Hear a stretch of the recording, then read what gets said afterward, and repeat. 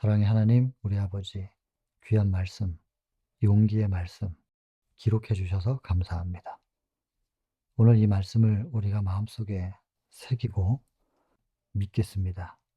이 믿음이 우리를 움직이게 해 주실 것이고, 그렇게 우리가 움직일 때 바다가 갈라지는, 우리 발이 물에 디뎌지는 그 놀라운 경험들을 우리가 체험할 수 있도록 은혜를 주시고 축복해 주시길 바랍니다. 언제나 들어주심에 감사하며 예수님 귀하신 성으로 간절히 기도드립니다. 자, 오늘은 22번째 이사야 41장 10절입니다. 두려워하지 말라, 내가 너와 함께 함이라. 놀라지 말라, 나는 너의 하나님이 됨이라. 내가 너를 굳세게 하리라. 참으로 너를 도와주리라. 참으로 나의 의로운 오른손으로 너를 붙들리라. 너무나 큰 용기가 되는 말씀이죠. 잘 아시는 말씀일 거예요. 이 말씀은 두려워하지 말라. 왜냐하면 하나님께서 우리와 함께 계시니까. 놀라지 말라. 나는 너의 하나님이 된다. 근데 놀라고 싶어서 놀라는 사람은 뭐 별로 없잖아요. 갑자기 놀라는 거예요. 근데 그걸 하지 말라 그래서 이게 마음대로 되는 건 아닌데, 그래 가지고 찾아보니까 이 놀라다라고 하는 이 단어가 응시하다, 바라보다 이런 뜻입니다. 놀라지 말라, 그것은 응시하지 말라 그런 뜻이에요. 바라보지 말라 그런 뜻이죠. 그래서 이 놀라지 말라는 말은 응시하지 말라, 바라보지 말라. 살펴보니까 지켜보다, 바라보다, 응시하다 이런 뜻인데, 이 단어가 이렇게 적용되는 형이 달라요. 이사야 41장 10절 같은 경우에는 두려움으로 바라보다라는 것을 의미한다는 거죠. 그래서 여기서 두려워하지 말라 그랬잖아요. 내가 너와 함께한다. 하나님이 내 옆에 계시는 상태에서 뭔가를 두려워하면서 계속 쳐다보지 말라는 거예요, 그쪽을. 하나님이 나하고 함께 계시기 때문에 그냥 무시하라는 거예요. 무시. 그쪽 자꾸 의식하고 쳐다보지 말라. 그냥 무시하고, 하나님이 나와 함께 계시고, 그 특별히 또 남의 집 아버지가 잠깐 나를 좀 지켜주는 게 아니고 내 아버지란 말이에요. 나의 하나님. 나의 하나님이 나와 함께 계시니 두려워하지 말고 그쪽을 자꾸 쳐다보지도 말라. 의식하지 말라. 그냥 무시해라. 내가 너를 굳세게 전진할 수 있게 해줄 거야. 때로는 우리가 돌파해야 될 정면에 이 두려움의 대상이 있을 수도 있잖아요. 그러면은 그거를 돌파하려면 보기는 봐야 되죠. 쳐다보고 전진해야 되니까. 그러면 두려움으로 보지는 말라. 그런 뜻으로 해석해야 되겠죠? 하나님이 나하고 함께 계시니까 그 대상을 두려움으로 보지 말고 하나님을 믿고 마치 다윗이 골리앗에게 나아가는 것처럼 나아가라는 것이죠.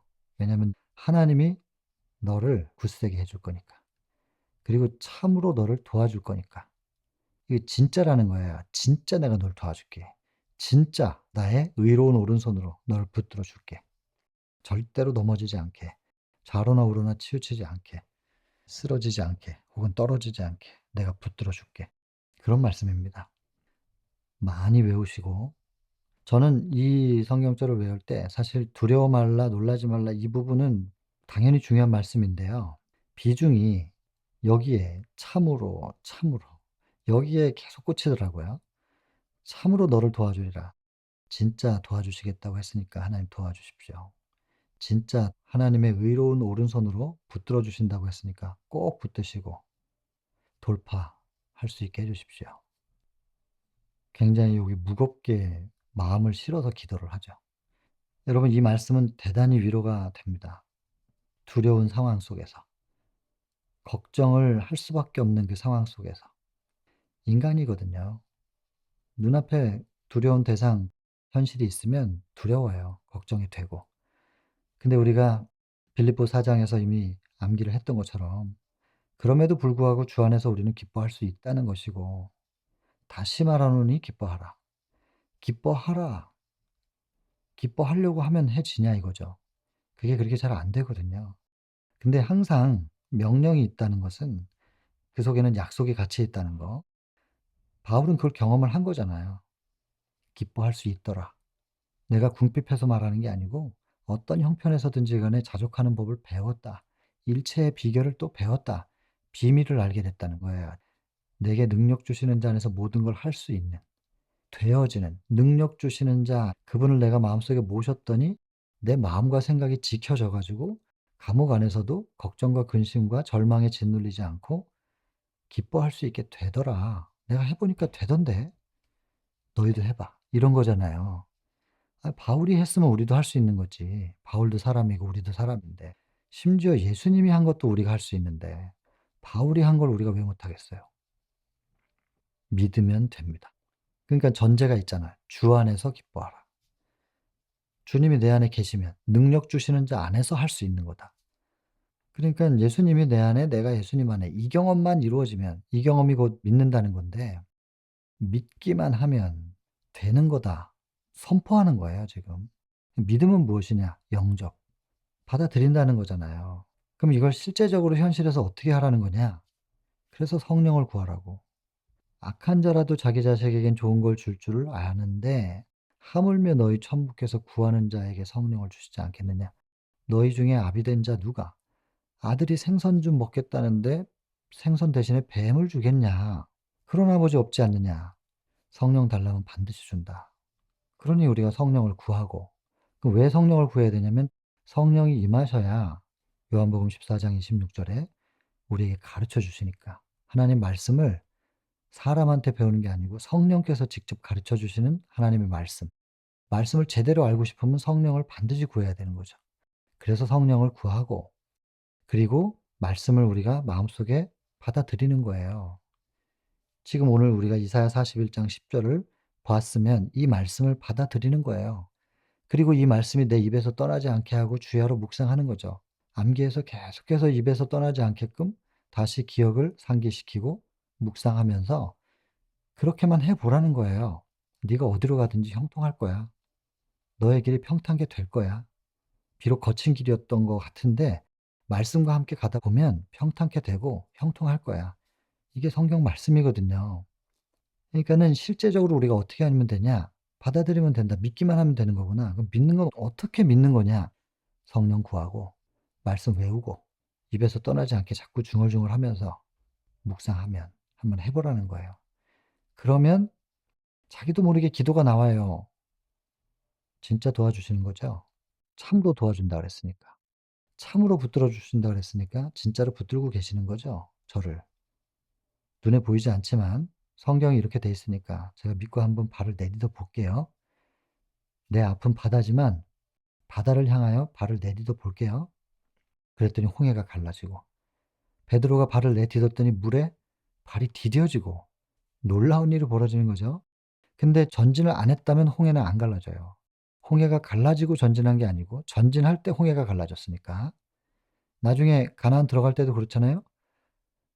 법궤 메고 율법을 메고 허리만큼 몸이 들어갔을 때 요단강이 멈췄단 말이에요. 믿음의 전진. 그랬더니 물이 멈추고 바다가 갈라지고 바다 위에 발이 디뎌지고. 그래서 믿는다는 것은 시도하는 거라니까요. 시도. 38년 된 병자가 일어나려고 시도하는 거. 말도 안 되지만 바다를 걸어보겠다고 발을 내딛는, 말도 안 되잖아요. 그러나 믿음으로 시도해 보는 거예요. 상식적으로 말이 안 되는 건데 그러나 시도한다는 것입니다. 믿음이 생길 때까지 기도하는 게 아니라 하나님, 제가 그러면 말씀을 받아들이고 말씀대로 제가 한번 움직여 볼게요. 시도해 볼게요. 그게 믿음이란 말이에요. 해 보는 거예요, 그냥. 상식적으로는 안 될 일이지만. 그렇게 하면 근데 진짜 발이 디뎌지네. 정말 홍해가 갈라지네. 그러면 믿음이 쑥 성장하는 거죠. 진짜 되는 거구나. 그리고 그만큼 성장한 게서 마치 계단식으로 하나 올라가고 한 계단 또 올라가고 차츰차츰. 그래서 로마서 1 장의 17절 의인은 오직 믿음으로 말미암아 사는 건데 그 믿음이 믿음에서 믿음에 이르게 한다. 작은 믿음으로 시작해서 또 다른 믿음 계속 성장해 나가는 것입니다. 여러분 구체적으로 믿는다는 게 뭐냐? 믿기만 하면 다 되는 거. 근데 그러면 믿는 게 뭐냐? 성령 구하시고 말씀 외우고 입에서 떠나지 않게 하고 자꾸 묵상하고 그러다가 기도가 자꾸 생기거든요. 말씀을 묵상하다 보면 기도가 생기고 대화가 되는 거예요. 진짜 도와주신다고 했죠? 그 듣는 거고. 그러면 정말로 도와주시리라고 제가 생각하고 발을 내디뎌 보겠습니다. 그렇게 그분과의 동행이 주거니 받거니 하면서 나아가고, 그러다 보면 발자국이 생기고 어느 날 돌아보면 믿음의 행로가 꽤 멋지게 잘 찍혀 있고, 누군가는 그 발자국을 보고 또 따라오는 사람도 있을 거예요. 야, 이게 길이었네 그러면서 막 따라오는 거예요. 그 뒤에서 따라오는 사람들을 보면서 힘내세요 그리고 또 전진하고. 이게 우리의 신앙생활 아니겠습니까? 이사야 41장 10절 꼭 기억하시고 하루를 또 승리하시게 되길 바라겠습니다.